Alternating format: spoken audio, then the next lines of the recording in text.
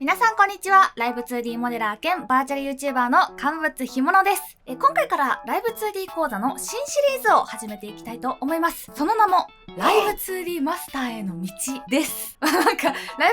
スターって言うとすごい大げさというか、そういうお前はライブ 2D マスターなんかって言われると、あくまでも私はただのライブ 2D モデラーなんですけれども、この動画シリーズでは特にライブ 2D の使い方はなんとなく分かってきたけど、この先どうスキルアップしていけばいいか分からないみたいな、初心者卒業から中級者くらいの方に向けて、こんな制作方法があるよといった具体的なノウハウから制作に対する心構えまで、ライブ 2D に関する様々なコンテンツをお届けしたいと思っています。今回はその第1回目ということで、まずは本シリーズの簡単な説明と、そもそもいいモデリングって何というね、どんなモデルがいいモデルなのっていう話をしたいと思います。それでは行きましょう。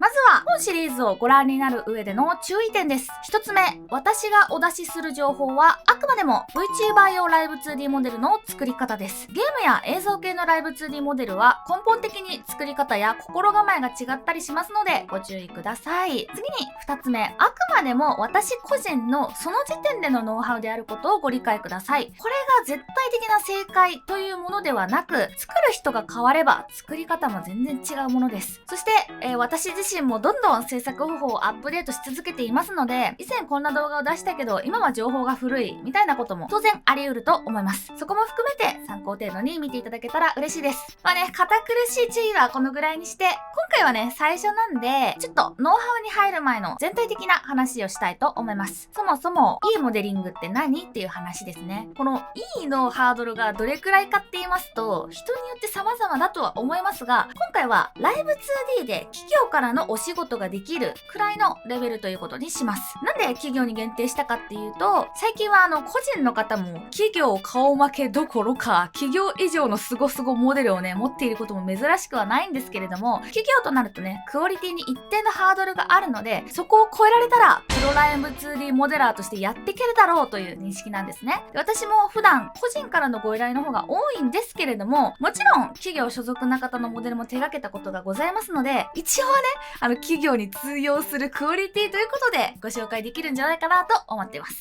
で、先日ライブ 2D 公式のイベントアライブ2021が開催されました。これはね毎年やってるイベントなんですけれども、プロライブさんとか2次3次さんとかの人気企業の社員さんだとか、あと一流モデラーの方のねトークコーナーみたいなのがあるんですね。で、そこでどういうモデルがいいモデルだと思いますかって聞かれた時に、やっぱみんな口を揃えて同じことを言うんですよ。基礎ができてるモデルって出た、どうせ基礎でしょ、デッサンですよって思ってると思いますけど、まあ本当にごめんなさい。基礎は大切です。もうちょっと噛み砕いて説明するとこんな感じなんですけど、 VTuber 用ライブ 2D の良さって大まかに分類すると、可動域、物理演算、ギミック、差分とかアニメーションとかだと思っていて、こんな感じで三角形に表せるんですね。で、その根幹にあるのが真ん中の基礎。基礎にはデッサンとデータの綺麗さの2つあって、まずデッサンがおかしいといくら可動域が広かったり物理演算が綺麗で華やかだったり、いろんなギミックを搭載していてもなんか違和感があるモデルになっちゃうんですね。皆さん不気味の谷現象って知ってます？ロボットとかでよく言われるんですけど、すごい人間っぽく精巧に作られているのに動きがちょっとでも人間らしくないと、はるかにね雑に作られているものより不気味さとか不安をね感じやすいっていう現象なんですけど、ライブ 2D でこれが起きちゃう可能性があるんですね。そんでもってライブ 2D って変形と変形の間を補完してくれるソフトだから、イラストと違って静止画では違和感なくても動かすと変になることもあるんですよ。この辺の動画的な違和感のなさも考える必要があります。そんでもう一つ、データの綺麗さは、ぶっちゃけ個人で好きに作ってるなら全く気にしないでも問題なかったりします。ライブ 2D って本当にすごいソフトで、内部構造とかめちゃくちゃに作っても結構動いちゃったりするんですよ。だから趣味で作る分分には動けば OK って感じなんですけど、依頼として受けるとなると、相手が見て分かりやすいデータ構造っていうのも考える必要があります。パラメーター名とかね、ちゃんとつけないとトラッキングするときにどれがどの動きするのか分からなくてお客さんが混乱しますし、あと VTuber の特殊な点として新衣装というものがね存在するので、自分が新衣装を担当するのはまだいいですけど、時にはね他のモデラーが担当する場合もあるでしょう。そんな時デフォーマとアートメッシュの名前が適当だとどうなるか。顔の曲面1、顔の曲面2、レイヤー3、レイヤー7、わけがわかりませんよね。なんで綺麗なデータが作れるモデラーっていうのは依頼者にすごい喜ばれるので、ちゃんと作っておいて損はないと思います。っていうのが基礎です。ちなみにね、こんなね、一丁前に語ってますけど、今言ったことを全部自分に突き刺さってますからね。過去の行いの反省とか、今後のね、意気込みみたいなものも含めて今話しています。みんな、一緒に頑張ろうね。で、基礎をしっかりしたら、あとは味付けで自分のね、得意な方向に技術を伸ばしていくといいと思います。今ね、三角形で分類してますけど、実はね、この3つは水と油とかなんか反比例みたいな、ごめん、うまい例え思いつかないけど、みたいな存在で、どれかを上げると、あと2つが極端に上げづらくなったりするものなんですよ。例えば、こんな感じで髪の毛をね、物連鎖でふわんふわんって揺らせたとします。でも、この状態で、例えば可動域90度をね、目指そうとすると、正面向きの時は問題なかったのに、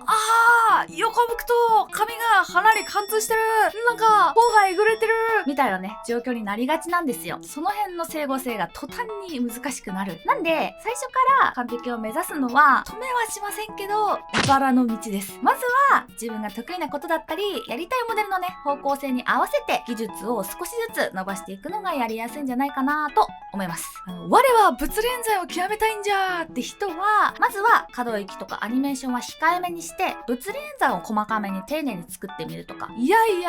私は高可動域モデルを作りたいんですって人は最初は物連鎖は控えめに作ってみるとか、あと私は差分やアニメーションなどのギミックを工夫したいって人はそれらが破綻しない可動域や物連鎖に抑えるとか、もちろんねバランスよく鍛えていくのもいいと思います。ちなみに今私がねどの辺にいるかっていうと、正直に言いますよ、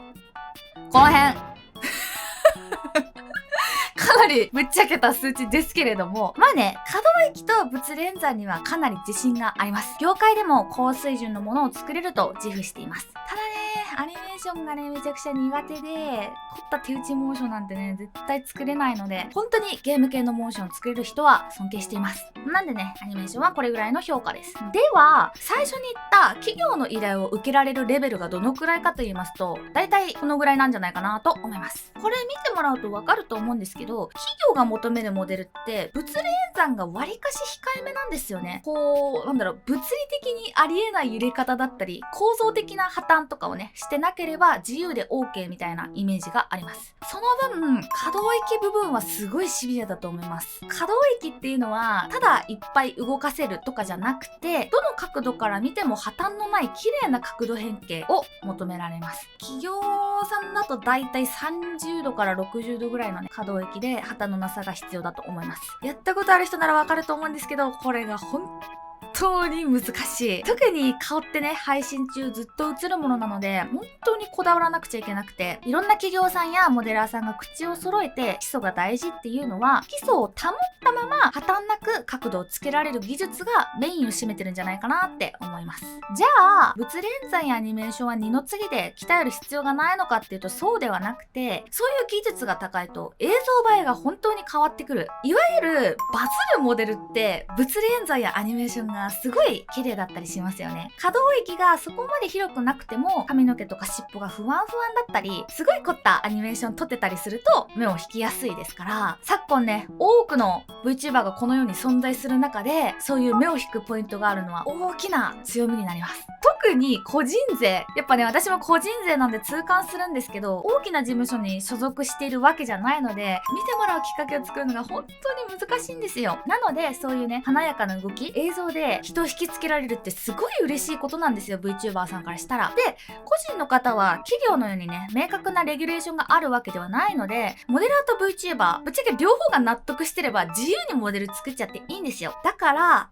までね、私個人の意見ですけど、物理演算とか差分、アニメーションマシマシモデルは特に個人勢に強いモデルだと思っています。界隈の傾向みたいなものもね、合わせていいモデルは何かというのを語ってみましたが、いかがでしたでしょうか。今回はね、パート1ということで、具体的なね、ノウハウはご紹介しませんでしたが、勉強を始める前の心構えとして参考にしていただければ幸いです。最後に、ライブ 2D を勉強する上でのおすすめサイトなどをご紹介します。まず一つ目、ライブ 2D 公式チュートリアルです。いや突っ込まれそうですけど、本当にね、いろいろなツールの使い方を正しく網羅しているサイトってやっぱ公式が一番ですから。特にアプリでね、機能が追加されたりした時は、私も真っ先にここにお世話になっております。モデルのね、制作方法なんかも丁寧に解説してあります。とはいえ、説明がね、膨大だったり、ここに書いてあるのは大体覚えたよって人におすすめしたいのが、Live2D の公式 YouTube チャンネルです。このチャンネルでは、メンバ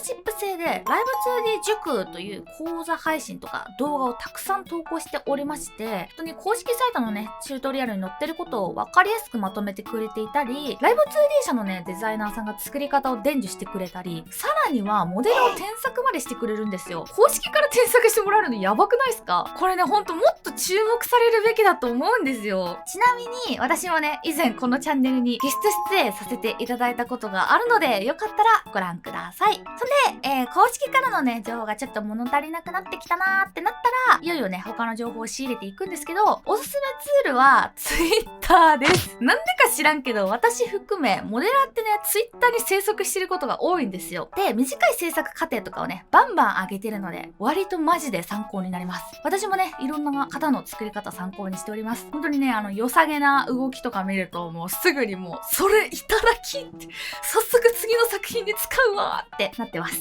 ちなみにね、このセリフは、スーパーペーパーマリオのモブキャラのセリフなんですけど、まあ、伝わらないと思います。さらに、自分の作品をね、投稿することで、周りに見てもらいやすくなるのでね、本当に Twitter はおすすめです。あとはね、ノートもおすすめです。ある程度まとまった情報が整理されて読めるのと、YouTube とかと違って文字なのでね、自分のペースで見れるのも大きいです。最後、見落としがちなのが、自分の体。これ大きいですよ。なんだってリアルなね、人間の骨格をリアルタイムで、しかもね、自分の確認したい動きで見れますからね。私は、普段、風呂から上がったら、鏡の前で、ポーズを取ったり、動いたりして、